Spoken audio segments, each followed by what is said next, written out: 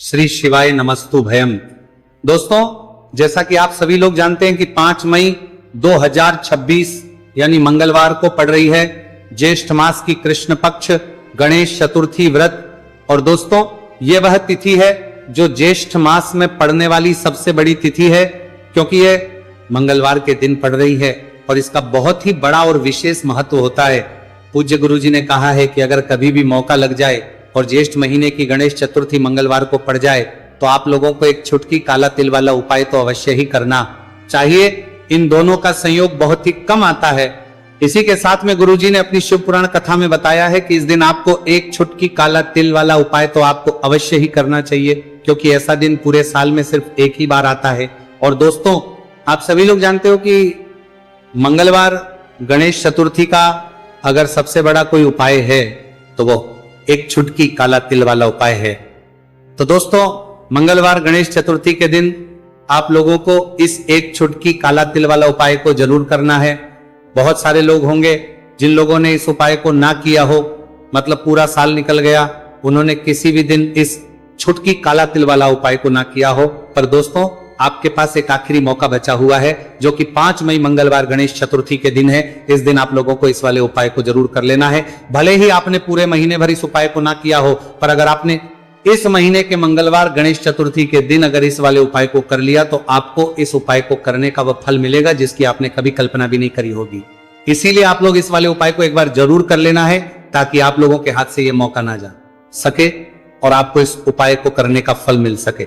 दोस्तों, ये उपाय पंडित जी ने अपनी अभी की ही श्री शिव महापुराण की कथा में बताया है। उपाय को आज हम आपको बहुत अच्छे से समझाने वाले हैं। इस वीडियो को देखने के बाद इस उपाय को समझने के लिए आपको कोई और वीडियो को देखने की जरूरत नहीं पड़ेगी। तो चलिए दोस्तों, उपाय को शुरू करते हैं। देखिए, यह इस ज्येष्ठ महीने के मंगलवार गणेश चतुर्थी के दिन ये इतना खास होता है, इतना महत्वपूर्ण होता है, देखा गया है। कभी कभी बड़े बड़े पूजा पाठ अनुष्ठान से जो मनोकामना पूर्ण नहीं होते, वो ज्येष्ठ महीने की मंगलवार गणेश चतुर्थी के दिन एक छोटे से उपाय करने से ही आपकी मनोकामना पूर्ण हुई है। और बहुत सारे लोगों ने इस उपाय को किया भी है और उनको इस उपाय को करने का फल भी जरूर मिला है। अगर आप लोग भी इस उपाय को करना चाहते हैं तो आप इस उपाय को पहले अच्छे से समझ लेना, सुन लेना, उसके बाद करना, आपको इस उपाय का फल जरूर मिलेगा। और इस उपाय को कर लेने से आपके घर में चाहे किसी भी प्रकार की दुहक और समस्या क्यों ना चल रही हो, आपको उसका कारण भी नहीं पता है कि भाई ये समस्या किस कारण से चल रही, उसका कुछ भी कारण हो सकता है, जैसे पितृदोष हो सकता है या किसी भी तरह का मंगल दोष भी हो सकता है। तो इस दिन आप लोगों को ये वाला उपाय कर लेना है। ये एक ऐसा उपाय है जिस उपाय को अगर किसी विशेष दिन पर किया जाए तो भाई उस विशेष दिन का जो है वह तो हमें मिलता ही मिलता है, पर हमने उस दिन पर इस उपाय को किया है तो हमें उससे भी बड़ा फल मिलता है, और फल बहुत जल्दी मिलता है, क्योंकि आप इस उपाय को बहुत ही बड़े और विशेष दिन पर रहे हो। तो चलिए अब उपाय के बारे में बात करते हैं, लेकिन उससे पहले आप लोगों को यह जानना आवश्यक है कि आखिर ये उपाय किस समय करना है, किसको करना है और कैसे करना है। तो चलिए हम आगे आपको वीडियो में एक एक करके बता देते हैं। लेकिन उससे पहले अगर आप लोग हमारे चैनल पर पहली बार आए हैं या फिर मेरी आवाज आज पहली बार सुन रहे हैं तो हमारे चैनल को सब्सक्राइब जरूर कर लेना और इस वीडियो को लाइक करके कमेंट बॉक्स में श्री शिवाय नमस्तु भयम ओम नमः शिवाय जरूर टाइप कर देना। तो दोस्तों, इस एक छुटकी काला तिल वाला उपाय को हमें इस मंगलवार गणेश चतुर्थी के दिन कैसे करना है, किसको करना है, किस समय करना है और कहां पर करना है, ये सारे सवालों के जवाब आपको इस वीडियो में मिल जाएंगे। और जो ये वीडियो देखेगा भाई, उसको एक छुटकी काला तिल वाला उपाय जरूर करना चाहिए, क्योंकि इस दिन काला तिल का भी बहुत ही बड़ा और विशेष महत्व होता है।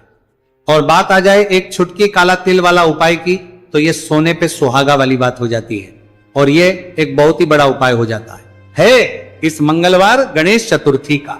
तो अब दोस्तों, इस एक छुटकी काला तिल वाला उपाय को आखिर करना किसको है, सबसे पहले हम लोग वो बात जान लेते हैं। तो देखो, घर की जो बड़ी माताएं बहनें होती हैं, उन माताओं बहनों में से कोई भी एक बड़ी माता बहन इस वाले उपाय को कर सकती है। और दोस्तों, अगर आप तो अपने घर में से सभी सदस्यों को भी इस उपाय को करवा सकते हैं। अगर किसी व्यक्ति की खुद की कोई मनोकामना है, खुद की कोई दुख और परेशानी है जो कि वह अपने लिए ही करना चाहता है इस वाले उपाय को, तो वो खुद अपने लिए भी कर सकता है। बाकी अगर कोई घर में से ऐसा है जो कि अपने पूरे घर परिवार की सुख और शांति के लिए ये वाला उपाय करना चाहता है तो भाई वो भी कर सकता है, उसमें भी कोई दिक्कत वाली बात नहीं है। कहने का मतलब है कि इस उपाय को हर एक सदस्य भी कर सकता है और पूरे घर परिवार के सदस्य के लिए घर की बड़ी माताओं बहनों में से कोई एक माता बहन भी कर सकती है।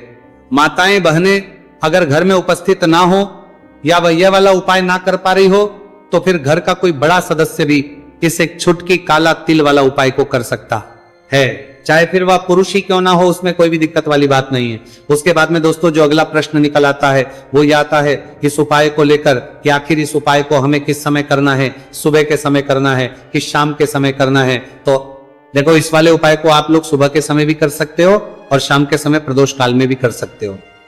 अब अगर आप पूछो कि भाई सबसे उत्तम समय कौन सा रहेगा इस एक छुटकी काला तिल वाला उपाय को करने का, तो हम आपसे बस यही कहेंगे कि इस उपाय को आप सुबह के समय करेंगे तो ज्यादा बेहतर होगा। बाकी अगर प्रदोष काल शाम के समय भी करेंगे तो भी अच्छा होगा, उसमें कोई भी दिक्कत वाली बात नहीं है। तो अब दोस्तों जो अगली सबसे बड़ी और महत्वपूर्ण बात आती है वो ये आती है कि सुबह अगर हम उपाय को करेंगे तो हमें कितने बजे से लेकर कितने बजे तक के बीच में करना है, और शाम के समय प्रदोष काल में करेंगे तो हमें कितने बजे से लेकर कितने बजे के बीच में करना है। तो देखो सुबह जितनी जल्दी हो सके आप उपाय को करने की कोशिश करना, कि अगर किसी कारणवश लेट भी हो जाओ, थोड़ी देर भी हो जाए तो 10 या 11 बजे तक भी आप उपाय कर लेना, पर 12 बजे से ज्यादा देरी ना हो, ठीक है, इस बात का ध्यान रखना।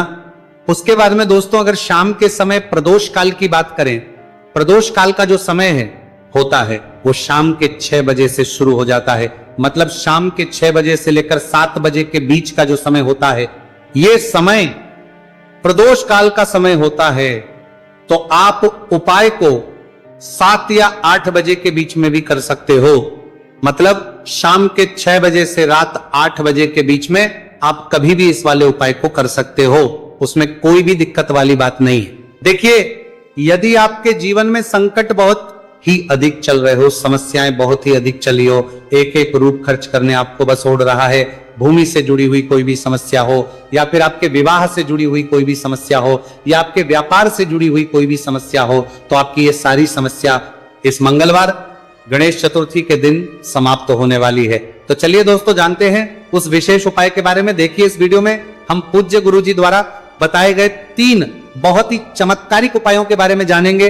देखिए ये जो उपाय है आपके जीवन से दुर्भाग्य का तो अंत करेंगे ही, साथ ही साथ यदि आपके जीवन में धन की समस्या चल रही है तो वह सभी भी आपकी समाप्त हो जाएंगी। देखिए गुरुजी ने बताया है कि जब भी मंगलवार गणेश चतुर्थी का दिन पड़े तो हमें कर्ज मुक्ति के लिए कुछ उपाय करने चाहिए। इसी के साथ हमें धन प्राप्ति, भूमि से जुड़े कार्यों और विवाह के लिए भी उपाय करने चाहिए। तो चलिए दोस्तों जानते हैं गुरुजी द्वारा बताए गए सबसे पहले उपाय के बारे में। देखिए यह उपाय विशेषकर उन लोगों को करना है जिनकी भूमि से जुड़ी कोई भी समस्या चल रही हो, यानी कि उनकी भी जमीन से जुड़ी हुई समस्या चल रही है, यानी कि जो लोग मकान खरीदना चाहते हैं या फिर उनका खेत से जुड़ा कोई भी केस चल रहा है या फिर जिनके भी विवाह में विलंब हो रहा है या फिर जिन भी लोगों के जीवन में कर्ज बहुत ही अधिक बढ़ने लगा है, कर्ज जो है वह चुका नहीं पा रहे हैं, तो गुरुजी ने कहा है कि ऐसे लोगों को यह उपाय करना चाहिए। देखिए इस उपाय के लिए आपको थोड़े से काले तिल ले लेने हैं। देख आपको मात्र एक चुटकी काले तिल ले लेने हैं। इसी के साथ में आपको थोड़ा सा शहद ले लेना है। फिर सबसे अंत में आपको एक लोटा शुद्ध जल ले लेना है। तांबे के पात्र के अंदर आपको अपने घर से शुद्ध जल ले लेना है और इन सभी सामग्रियों को आपको लेकर के पहुंच जाना है भगवान शिव के मंदिर में। देखिए पूज्य गुरुजी ने बताया है कि इस उपाय को आप सुबह से लेकर के शाम तक किसी भी समय में कर सकते हैं। देखिए मंदिर पहुंचने के आप जो काले तिल लेकर के गए थे उनमें आपको थोड़ा सा शहद लगा लेना है। देखिए आप जो शहद लेकर के आए हैं उस शहद में आपको ये काले तिल अच्छे से डुबो देना है और शहद से युक्त ये जो काले तिल हैं इन्हें आपको शिवलिंग पर अर्पित कर देने हैं या फिर आपको शिवलिंग के चारों तरफ अच्छे से काले तिल का लेपन कर देना है। पूज्य गुरुजी ने बताया है कि लेपन करते समय यदि आपके जीवन में कर्ज से जुड़ी समस्याएं चल रही हैं, लेपन करते समय आपको आर्यन मुक्तेश्वर महादेव का स्मरण करना है या फिर आपके जीवन में विवाह से संबंधित या फिर जमीन से संबंधित कोई भी समस्या चल रही है तो फिर आपको मंगलेश्वर महादेव का स्मरण करना है। इसके बाद जो आप जल लेकर के आए हैं उसे आपको धीरे धीरे शिवलिंग पर अर्पित कर देना है तथा आपको लगातार शिव महापुराण के मूल मंत्र श्री शिवाय नमस्तुभयम इस मंत्र का जाप करते रहना है।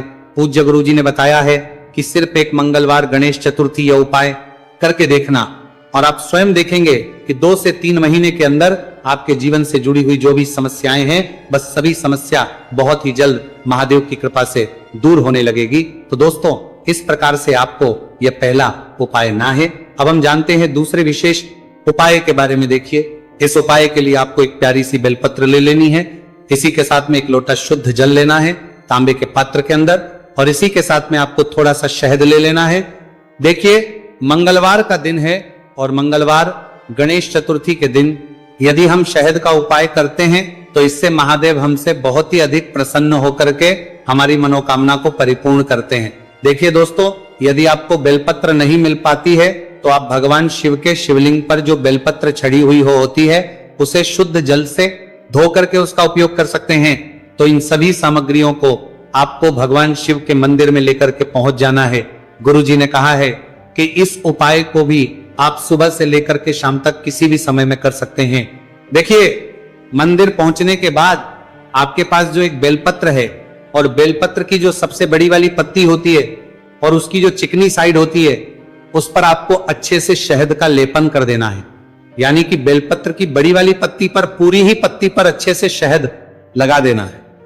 अब देखिए, ये जो बेलपत्र है इसे आपको अपने सीधे हाथ की हथेली पर रखना है और आपके जो भी कार्य अटक रहे हैं, देखिए बहुत से लोग ऐसे होते हैं जो अपने नौकरी को प्राप्त करने के लिए सालों से तैयारी करते हैं लेकिन उनको नौकरी नहीं प्राप्त हो पाती है।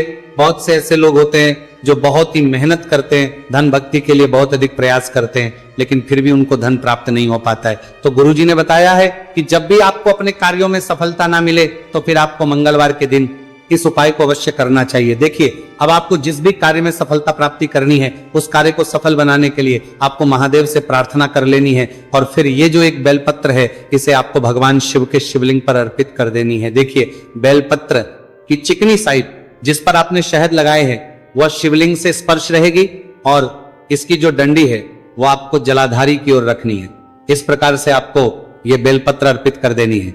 अब देखिए, आप जो एक लोटा जल लेकर के आए हैं उसे आपको भगवान शिव के शिवलिंग पर धीरे धीरे अर्पित कर देना है। श्री शिवाय नमस्तुभयम इस मंत्र का जाप करते हुए देखिए, जैसे ही यह जल शिवलिंग से होकर के जलाधारी की ओर बह करके आएगा तो इसे आपको थोड़ा सा अपने सीधे हाथ की हथेली में झेल लेना है। इस जल को आपको अपनी दोनों आंखों पर लगा लेना है और इस जल का थोड़ा सा छिड़काव आपको अपने शरीर पर कर लेना है।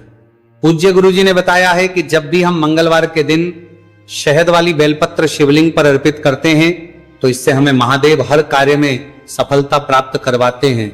यदि हमें अपनी मेहनत करने के बावजूद भी पर्याप्त मात्रा में सफलता नहीं मिल पा रही है तो गुरुजी ने कहा है कि आपको मंगलवार गणेश चतुर्थी के दिन यह चमत्कारिक उपाय अवश्य ही कर लेना है।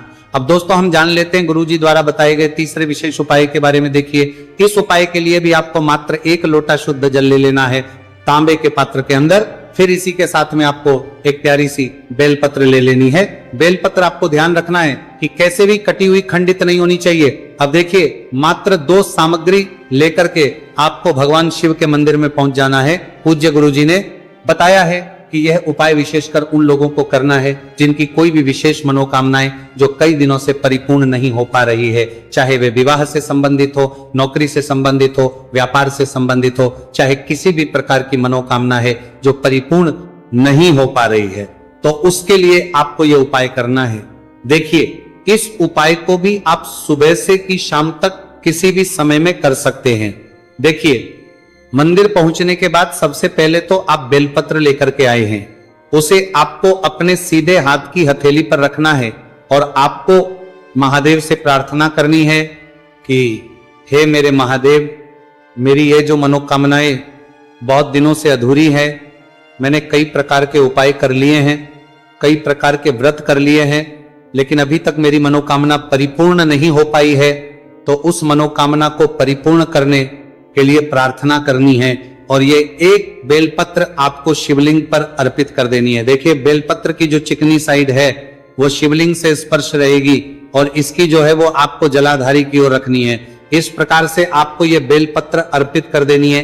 इसी प्रकार से आपको यह बेलपत्र अर्पित करनी है। अब देखिए, आप जो एक लोटा शुद्ध जल लेकर के आए हैं, इसे आपको धीरे धीरे शिवलिंग पर अर्पित कर देना है। इस मंत्र का जाप करते हुए देखिए, जल अर्पित करते हुए आपको कम से कम 11 बार श्री शिवाय नमस्तु भयम या फिर ओम नमः शिवाय इस मंत्र का जाप कर लेना है। पूज्य गुरु जी ने बताया है कि जो भी व्यक्ति 5 मई मंगलवार गणेश चतुर्थी के दिन शिवलिंग के सामने इस उपाय को करता है तो उसकी जो भी मनोकामना है वह महादेव की कृपा से निश्चित ही परिपूर्ण हो जाती है। तो दोस्तों, ये थे पूज्य गुरु जी द्वारा बताए गए कुछ बहुत ही खास उपाय। अगर आपको जानकारी अच्छी लगी हो तो वीडियो लाइक करिएगा। मिलते हैं फिर एक नए वीडियो के साथ। श्री शिवाय नमस्तु भयम है। इस जल को आपको अपनी दोनों आंखों पर लगा लेना है और इस जल का थोड़ा सा छिड़काव आपको अपने शरीर पर कर लेना है। पूज्य गुरु जी ने बताया है कि जब भी हम मंगलवार के दिन शहद वाली बेलपत्र शिवलिंग पर अर्पित करते हैं तो इससे हमें महादेव हर कार्य में सफलता प्राप्त करवाते हैं। यदि हमें अपनी मेहनत करने के बावजूद भी पर्याप्त मात्रा में सफलता नहीं मिल पा रही है तो गुरुजी ने कहा है कि आपको मंगलवार गणेश चतुर्थी के दिन यह चमत्कारिक उपाय अवश्य ही कर लेना है। अब दोस्तों, हम जान लेते हैं गुरुजी द्वारा बताए गए तीसरे विशेष उपाय के बारे में। देखिए, इस उपाय के लिए भी आपको मात्र 1 लोटा शुद्ध जल ले लेना है तांबे के पात्र के अंदर। फिर इसी के साथ में आपको एक प्यारी सी बेलपत्र ले लेनी है। बेलपत्र आपको ध्यान रखना है कि कैसे भी कटी हुई खंडित नहीं होनी चाहिए। अब देखिए, मात्र 2 सामग्री लेकर के आपको भगवान शिव के मंदिर में पहुंच जाना है। पूज्य गुरु जी ने बताया है कि यह उपाय विशेषकर उन लोगों को करना है जिनकी कोई भी विशेष मनोकामनाएं जो कई दिनों से परिपूर्ण नहीं हो पा रही है, चाहे वे विवाह से संबंधित हो, नौकरी से संबंधित हो, व्यापार से संबंधित हो, चाहे किसी भी प्रकार की मनोकामना है जो परिपूर्ण नहीं हो पा रही है, तो उसके लिए आपको यह उपाय करना है। देखिए, इस उपाय को भी आप सुबह से की शाम तक किसी भी समय में कर सकते हैं। देखिए, मंदिर पहुंचने के बाद सबसे पहले तो आप बेलपत्र लेकर के आए हैं, उसे आपको अपने सीधे हाथ की हथेली पर रखना है और आपको महादेव से प्रार्थना करनी है कि हे मेरे महादेव, मेरी ये जो मनोकामनाएं बहुत दिनों से अधूरी है, मैंने कई प्रकार के उपाय कर लिए हैं, कई प्रकार के व्रत कर लिए हैं, लेकिन अभी तक मेरी मनोकामना परिपूर्ण नहीं हो पाई है, तो उस मनोकामना को परिपूर्ण करने के लिए प्रार्थना करनी है और ये 1 बेलपत्र आपको शिवलिंग पर अर्पित कर देनी है। देखिए, बेलपत्र की जो चिकनी साइड है वो शिवलिंग से स्पर्श रहेगी और इसकी जो है वो आपको जलाधारी की ओर रखनी है। इस प्रकार से आपको ये बेलपत्र अर्पित कर देनी है। इसी प्रकार से आपको यह बेलपत्र अर्पित करनी है। अब देखिए, आप जो एक लोटा शुद्ध जल लेकर के आए हैं, इसे आपको धीरे धीरे शिवलिंग पर अर्पित कर देना है। इस मंत्र का जाप करते हुए देखिए, जल अर्पित करते हुए आपको कम से कम 11 बार श्री शिवाय नमस्तु भयम या फिर ओम नमः शिवाय इस मंत्र का जाप कर लेना है। पूज्य गुरु जी ने बताया है कि जो भी व्यक्ति 5 मई मंगलवार गणेश चतुर्थी के दिन शिवलिंग के सामने इस उपाय को करता है तो उसकी जो भी मनोकामना है वह महादेव की कृपा से निश्चित ही परिपूर्ण हो जाती है। तो दोस्तों, ये थे पूज्य गुरु जी द्वारा बताए गए कुछ बहुत ही खास उपाय। अगर आपको जानकारी अच्छी लगी हो तो वीडियो लाइक करिएगा। मिलते हैं फिर एक नए वीडियो के साथ। श्री शिवाय नमस्तु भयम।